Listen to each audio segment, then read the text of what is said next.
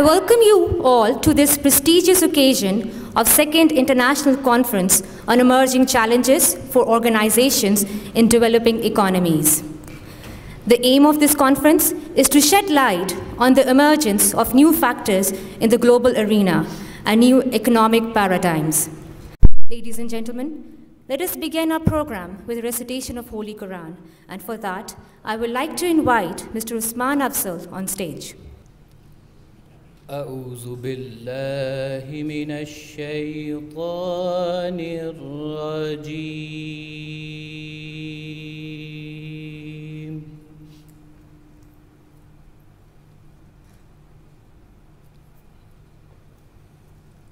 بسم الله الرحمن الرحيم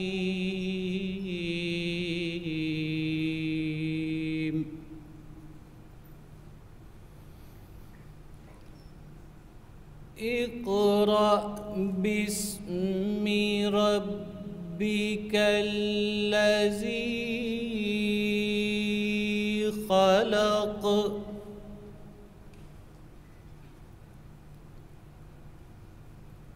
خلق الإنسان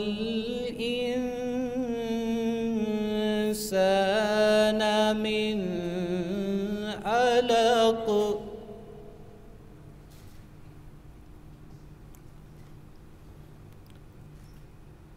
اقرأ وربك الأكرم الذي علم بالقلم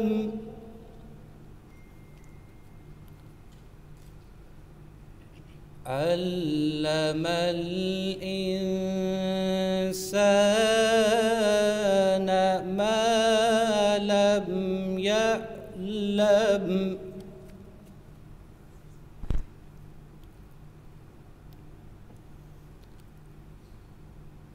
كلا إن الإنسان ليطغى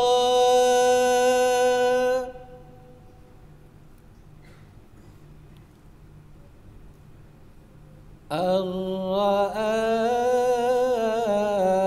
استغنى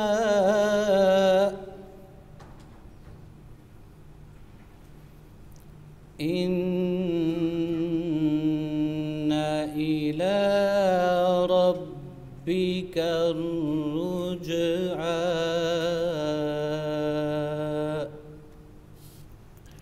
Translation. In the name of Allah, the infinitely compassionate and merciful. Recite in the name of your Lord, who created mankind from a clinging substance. Recite, and your Lord is the most generous, who taught by the pen, taught human that which he knew not. No, but indeed human transgresses, because he sees himself self-sufficient. Indeed, to your Lord is the return. Sadaqallahul Azim.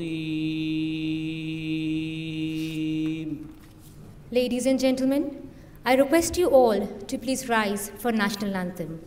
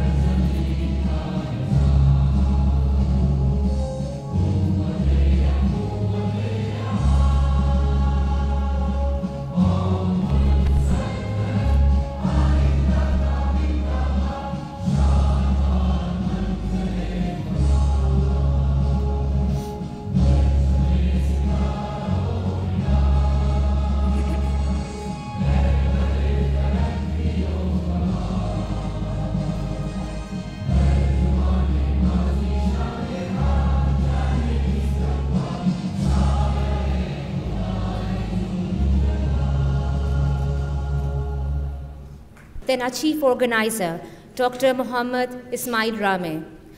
Dr. Rameh is an author of 38 research papers and more than 146 internationally published case studies, which includes 46 from platform of Bahria University. He has 22 conference papers, both nationally and internationally. I now request Dr. Rameh to please come to the podium and share his wisdom with us. Thank you. Bismillahirrahmanirrahim. Honorable Rector, respected guests, and dear fellows.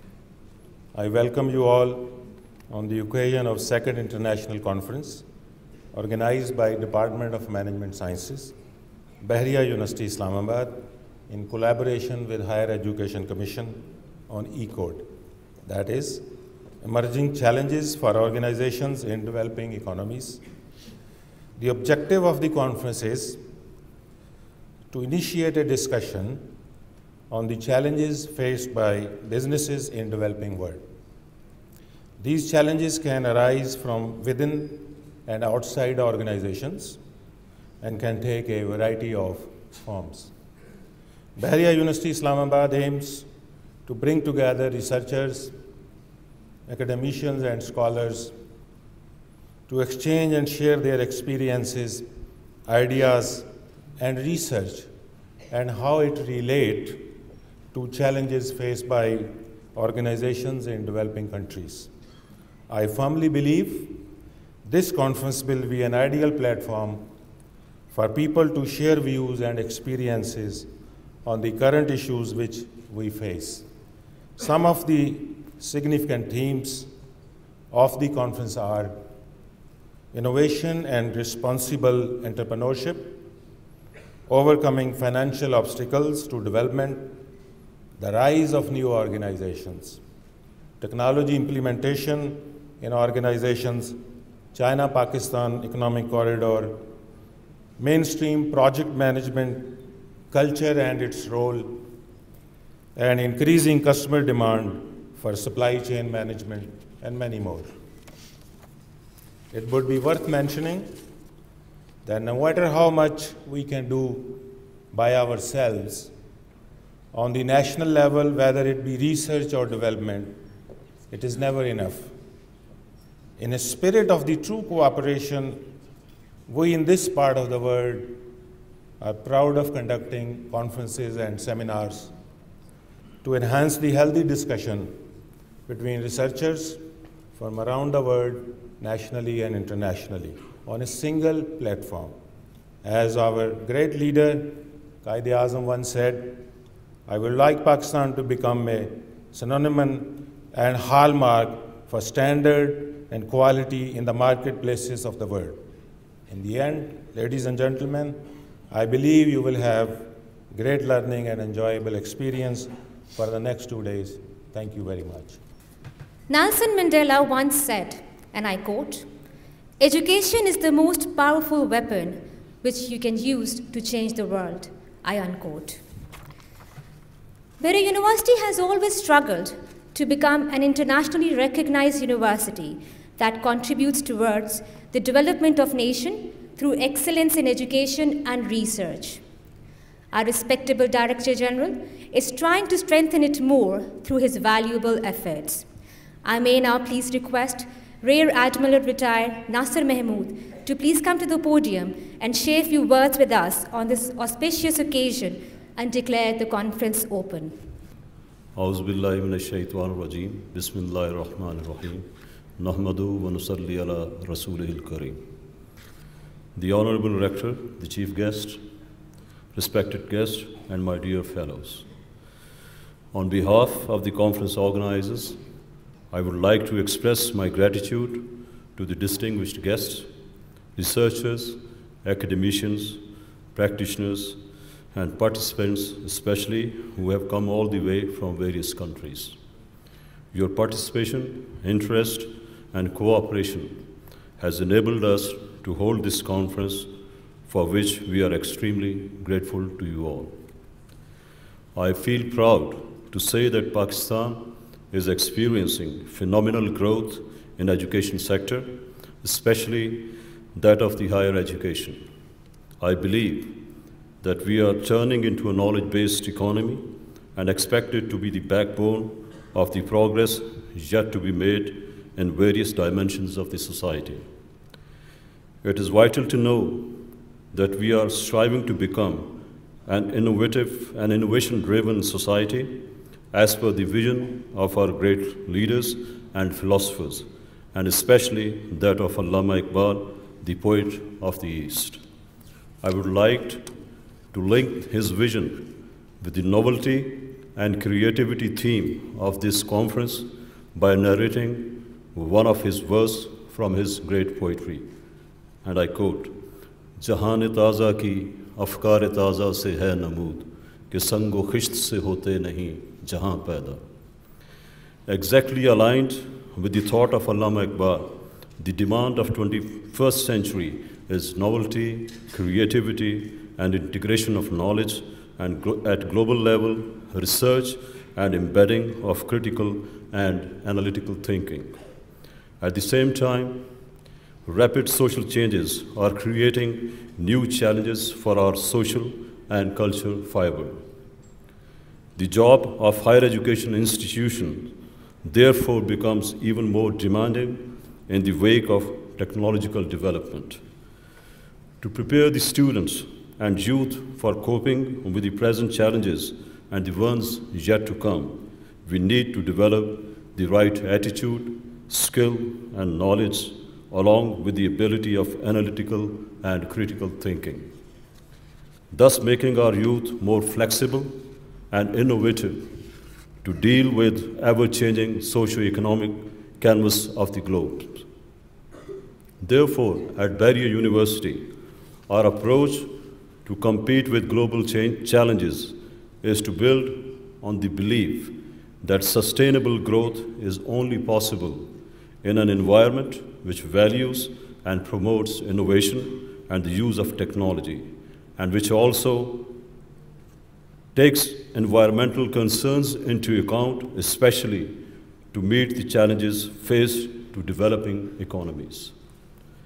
I believe that this is the time when there is a dire need for the researchers to work on emerging economies to compete effectively and sustain growth in the global context.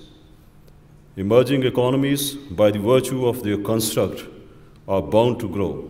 We therefore need to work to make these sustainable while ensuring dynamic creativity to be their primary agility. For the same reason, we find increasing number of researchers focusing on tackling the issues within these economies.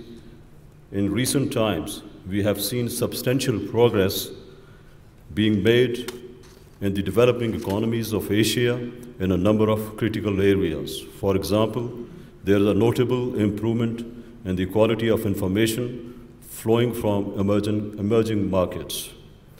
Visible progress is being made towards the adoption of technology and good corporate governance that embraces high levels of management, quality, accountability, and as well as internal controls.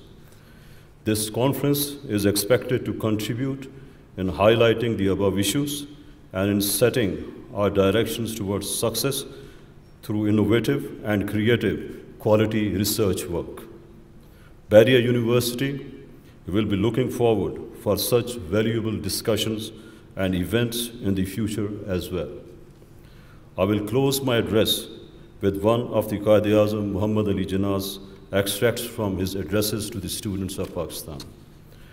Development is being sought in every walk of life, and you have to take on this process of development. Are you preparing to take on tomorrow's responsibility? Are you building your capacity? Are you trained enough? If no, then go and prepare yourself, as this is the time to prepare yourself to the responsibilities to come. With these remarks, I announce the second International Conference on Emerging Challenges for Organizations in the Developing Economies open. I thank you all. Joined the World Bank in 1993 and became director in 2015. He has worked extensively for the program and projects in many middle and lower income countries, including leading teams that have delivered complex and innovative solutions to bank clients in water, environment, natural resources, energy, and urban sectors. I request him to please come and enhance our knowledge with his keynote speech. This keynote speech is sponsored by Career Pakistan. If you look at Pakistan's economic history over the last 70 years, there are two distinct phases. The first 40 years, you grew well. The next 30 years, you didn't. And if you project the last 30 years into the next 30 years, you would have an outcome which is almost similar to what it is today. A country of 400 million people, that's your population, and your per capita incomes would be almost same. But on the other hand, if you look at a future in where you reform fast, you contain your population growth, you improve your human capital, you double your investment rate, double your productivity, you're looking at a Pakistan which will be in the middle income country or higher middle income country sort of club of countries. This is what we clearly see as a pathway, and that's where I say there are two choices or two pathways. One is very optimistic, where you will really make it to become a very successful higher middle income country, or you would sort of continue as the way you're doing. And is it possible? The question always everyone asks me, has any other country done it? China has done it, Vietnam has done it. My own country, Sri Lanka, did it. We also went through some very troubling times with our own conflict, but we have done it as well to move up, and we'll continue to move up. So I have great hope and aspiration in the youth of Pakistan and in the leaders of Pakistan that this is possible. So in order for us to better understand and unpack this pathway, we looked at three different ways. One is on accumulation, one is on allocation, and third is on sustainability. And then we looked at governance across, and I'll go through each one of them quickly because I only have 20 minutes, but I can talk for 2 days on this. I'll leave that to a later session when we have more one-on-one. So if you look at some of the whole question around governance that you've seen in this country, and this is very common, I don't have to repeat what you've already known. Elite capture has been one big issue that's always challenged Pakistan. And this is something that needs, in the medium to long term, course correction. And you can look at it from the way monies get allocated for higher education versus basic education. And I know here I'm seated among the advocates for higher education, but when you look at it, for formation of human capital, the basic years are important. And if you say Pakistan's stunting rate has declined from 44 to 37%, the important investments need to happen in the first 1,000 days of a child. And so in a way, you need to sort of look at nutrition in many ways, and this is where I feel a lot of underinvestment happens. The second is around lack of transparency, and the good governance has been something that this new government has come on, and that's their platform, and hope that gives us greater sense of hope that this would be taken far more seriously than the whole question of political accountability and civil service capacity. So as I mentioned, Pakistan has struggled with investment rate. It's around 15% of GDP, half of what rest of South Asia. If you grow at if you get to 25 to 30%, a growth rate of 8% is possible, and you can create the 2 million jobs that you need to create annually because that's your input into the labor market. And if you look at your fertility rates, this is sort of moderated a bit, but it's still much higher than countries like Bangladesh, Turkey, Iran. So therefore, more needs to be done in this area to actually look at how you can start moderating overall population growth in Pakistan. And finally is on the female labor force participation. I'm happy to see many women here today in the audience, but if you take Pakistan's women's labor force participation, it's around 23% when compared to men around 80%. And studies done by many researchers show that if you close the gap, you're looking at the annual growth rates increase of about 30% if more women get into the workforce. So I'm glad to see Bahria University and others are giving a thrust towards more inclusive higher education. So let me this is another one which talks about the fiscal space management. As you know, fiscal space is defined entirely by how much revenue you collect and how much you have to spend. And if you compare it with other countries, if you discount for debt and defense, what Pakistan has is much smaller than what peer countries like Vietnam and Bangladesh all have. They have more money to spend on some of the basic services. So somewhere along the lines, course correction is needed in terms of priority setting, but also to grow your tax base. You can't continue to grow to 8% if you're going to only have a tax to GDP ratio of 12.5%. I think Pakistan should strive for something like 18 to 20% so that you have more revenues available for spending in essential social sectors. And then ease of doing business, investment climate, these are challenges for the private sector, and I would like to just keep reiterating job creation will have to be done through private sector, which is the driver of innovation, creativity, and the government needs to play a supporting and facilitating role. In the ease of doing business, Pakistan is ranked 147. The current government has ambitions to get it below 100 to around 99. And this is something that Pakistan can do because 10 years ago, Pakistan was 67, and then it fell because ease of doing business didn't recognize or didn't see lots of reforms that were happening, which the private sector felt made it easy for them to do business. Next speaker is the one who believes that the goal of education is the advancement of knowledge and the dissemination of truth. Dr. David Rowland is a professor of psychology with a lot of research publications. He served as Dean of the Graduate School at Valparaiso University for 16 years, before assuming a position as Executive Director of Institutional Innovation at Valpo. As of 2016, he returned to his role as professor and researcher in the psychology department at Valparaiso University. He has spearheaded efforts towards internationalizing programs and increasing student populations. I would request him to come and share his views with us. Rector, honored guests, colleagues, the future of Pakistan sitting in the back there. I'm honored to be here. This is the second time I've been to this conference, and I've been here many times, so I always say that I feel like I'm coming home. I know many of you, and I know probably many more of you in the psychology department, but they're not here. The talk that I'm going to give has really 4 points to it, and my hope is that I will be able to communicate these 4 points rather clearly and briefly. I take up where our previous speaker, Mr. Alongo, left off with respect to social inclusion. And as he said, there is both challenge and opportunity with respect to social inclusion in Pakistan. So I'm going to talk a little bit about some of the opportunities and some of the challenges that I experienced when I was Dean of the Graduate School and Associate Provost at Valparaiso University. They're very personal to me, so I can share some of those experiences with you. Let's see if I have this correct here. Do I have it the wrong way? Is that right? Oh, okay. I thought you might enjoy this. So HR says we should be looking for a little fresh blood. Any idea what they're talking about? I thought this was apropos. But I start out with a question. Why would you want to diversify the workplace in Pakistan? Diversity within the workplace is not the end point. It is a means to the end. So what end is it that we're trying to achieve through diversity? In the US, diversity in the workplace has become a hot issue.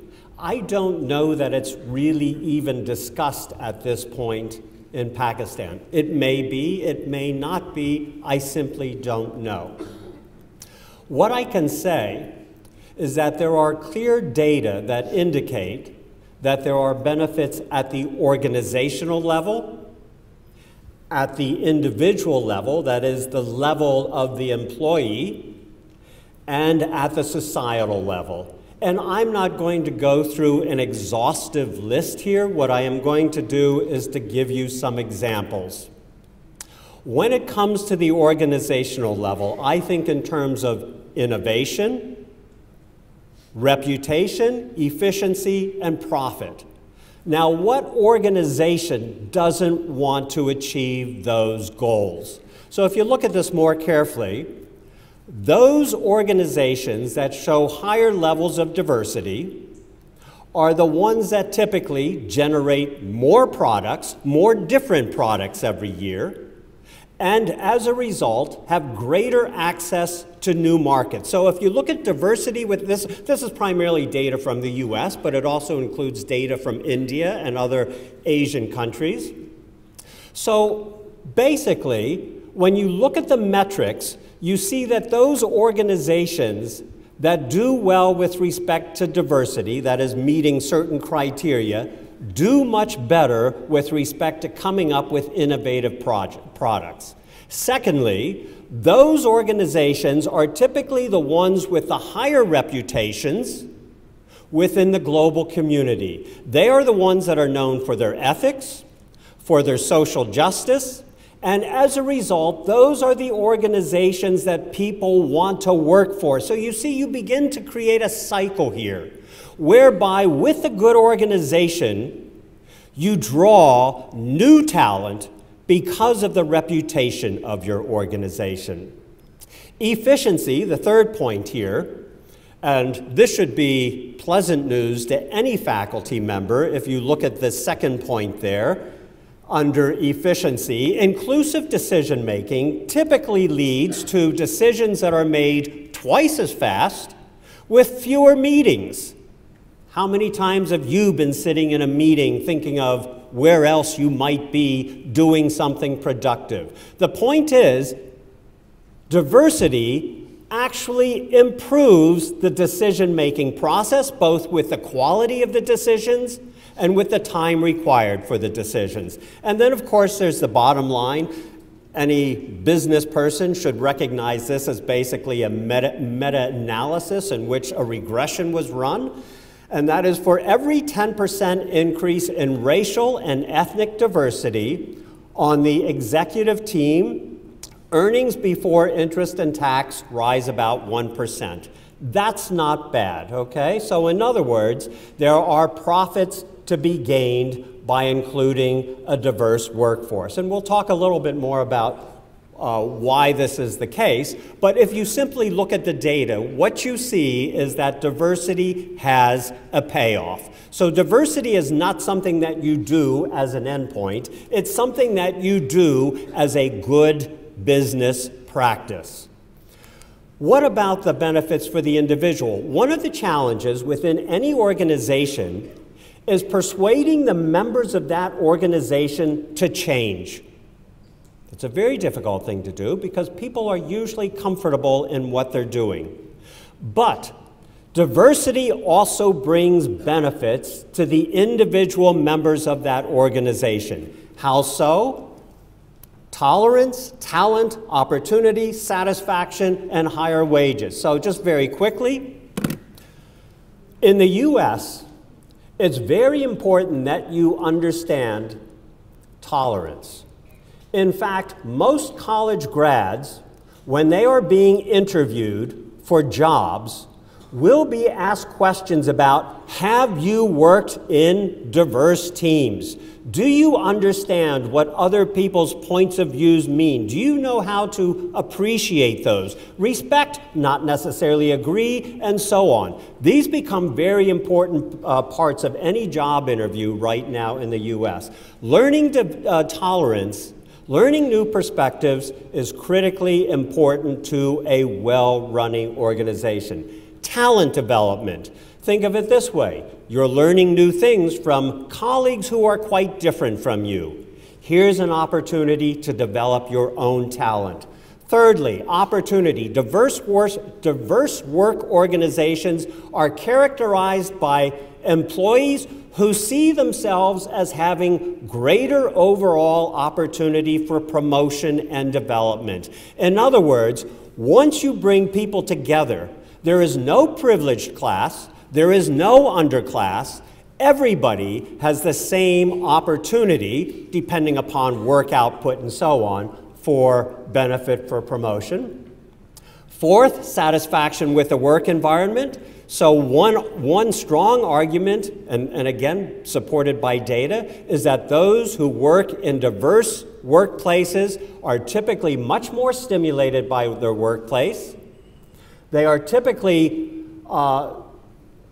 feeling as though their welfare is being taken seriously, and as a result, there is much less turnover. So you begin to see how the benefits accrue for the organization, but they also accrue for the individual employee. And then you can see that, of course, if the company is doing well, there are usually dividends for the employees such that there are higher earnings. So there are individuals at that level. And then at the societal level, I'm not going to go into the many possibilities. I will simply say, look, in the US, it's very important that there be inclusion because marginalization creates discontent.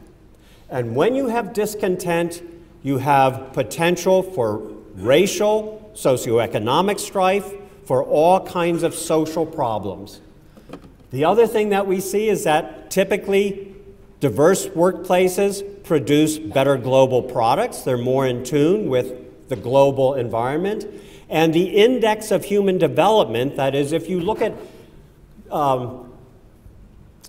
diversity in the workplace as kind of a national goal, you see that the indices of human development, namely health systems, education systems, and so on, are strongly connected to the level of diversity in the workplace. So there are many others. I simply point these out as kind of very obvious ones that result from diversity in the workplace. But now we come to the second point, and that is, where does Pakistan stand in terms of workplace diversity?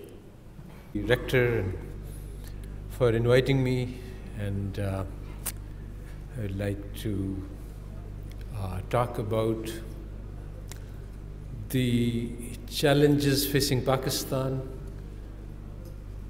I think the speakers have highlighted some key issues and also pointed to the solution, which is in your hands. As somebody said earlier, the future of Pakistan is you. So, as Faiz has said, there are 1,000 crosses planted on my windowsill. हजारों सलीबें गड़ी हैं मेरे दरीचे में, हर एक अपने मसीहा के खून का रंग लिए, हर एक वस्ल खुदावंद की उमंग लिए. So basically, because you, the youth, are the most precious asset in the whole world, everybody wants to capture your minds and hearts with their own messages. And the poetry just says that, there are lots of intense messages, powerful messages.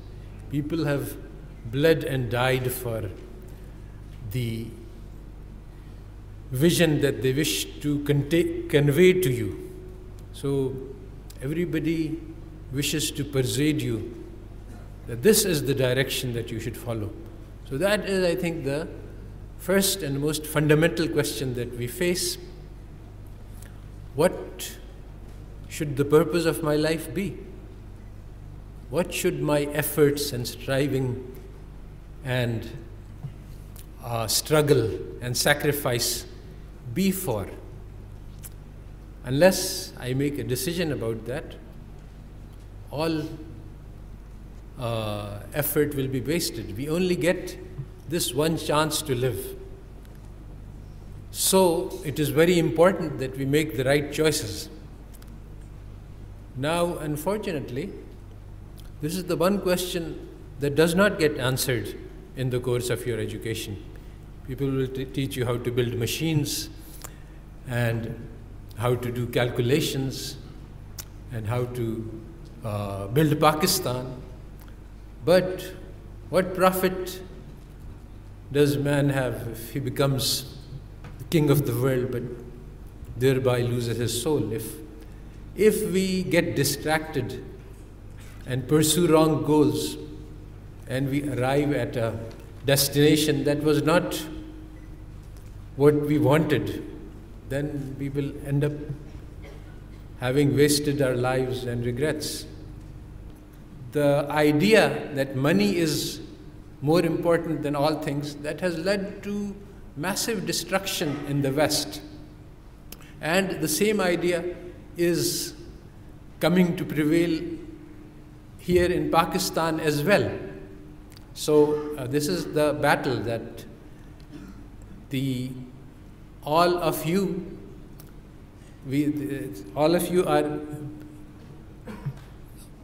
objects within a battleground, which is where I started, that there are 1,000 ideas which are floating and which all seek to appeal to us, to make us adhere, make us their adherents, and we have to choose.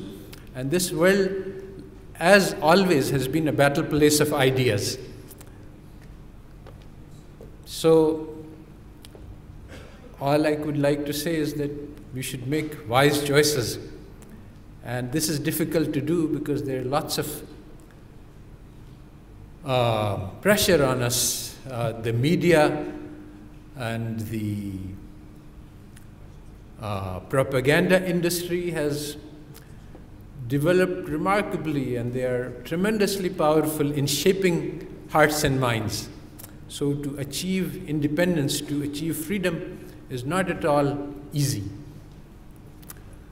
So I would conclude here that we have only one chance to live. You have been given a life that is extremely precious. It will not be given, this opportunity will not be given to us again. This day will not be given to us again. This moment will not be given to us again. And we cannot buy this with infinite amount of goals. So if you understand, see, the Quran tells us that if you save a life, it is as if you have saved the entire planet. So what is the sense in which one life can be worth the lives of 1 billion people? This is not in actuality, but it is in potential. Every human being has the potential to develop into something which has never been seen before. And those people who have achieved this potential, they have changed the world, and we have so many examples. So if you set yourself higher goals, you can achieve the highest possible goal. So let me end with the share of Iqbal that "Tu hi naadan chand kaliyon par qanaat kar gaya, varna gulshan mein ilaje tangiye dama bhi tha."